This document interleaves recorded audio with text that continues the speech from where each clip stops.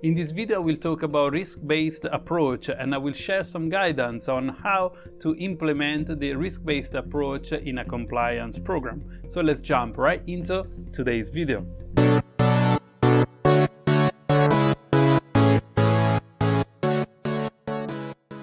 Hi and welcome to FinCrime Agent, my YouTube channel where every week I publish a new video to boost your knowledge about anti-money laundering and financial crime prevention. Today we'll take a deeper look at one of the most commonly known terms in the AML and regulatory compliance space, which is the risk-based approach.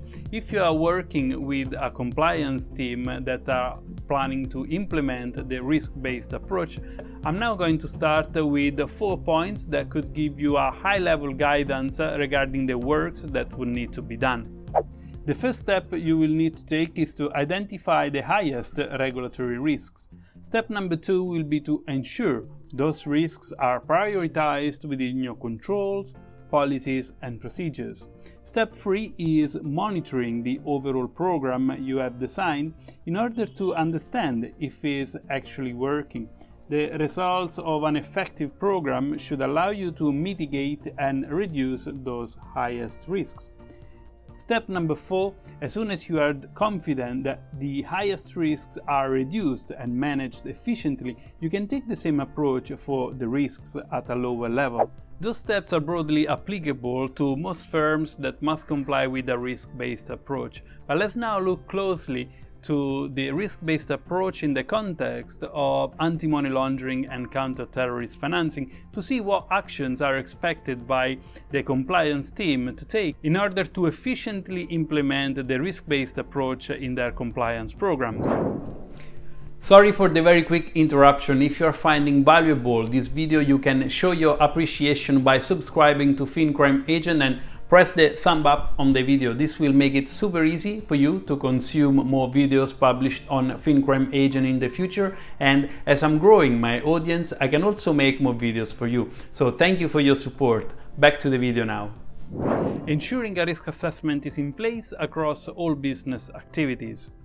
A risk assessment is an examination of your firm's potential risks and vulnerability to money laundering and terrorist financing. The risk assessment complexity must be determined by a number of factors, including the company size and risk variables. A good practice to produce an efficient risk assessment is to perform the risk assessment in 2 stages. The first stage would be the assessment of the risk associated with the firm's product, services and jurisdiction in which the company operates. Second step would be the assessment of the risk associated with the clients, including the geographic regions where they operate and conduct their business. Having adequate controls for the mitigation of risks.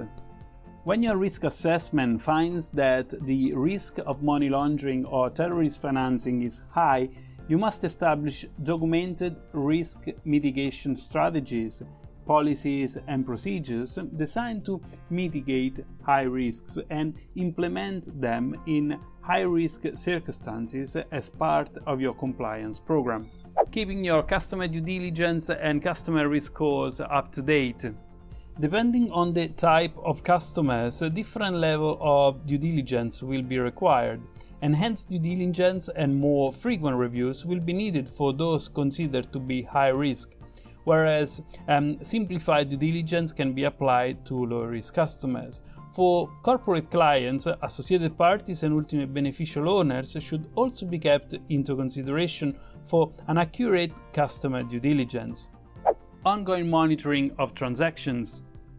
In order to detect suspicious activities, you must take reasonable steps to review all financial transactions in order to understand if they represent a high risk of money laundering and terrorist financing. Reasonable measures often include the use of automated solutions. However, very small firms may still run the transaction monitoring process manually.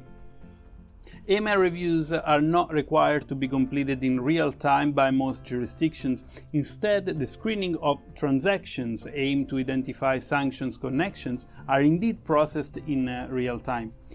In the AML transaction monitoring space, when suspicious activities are identified, the submission of regulatory reports to the local crime agency are also mandatory steps that should be followed.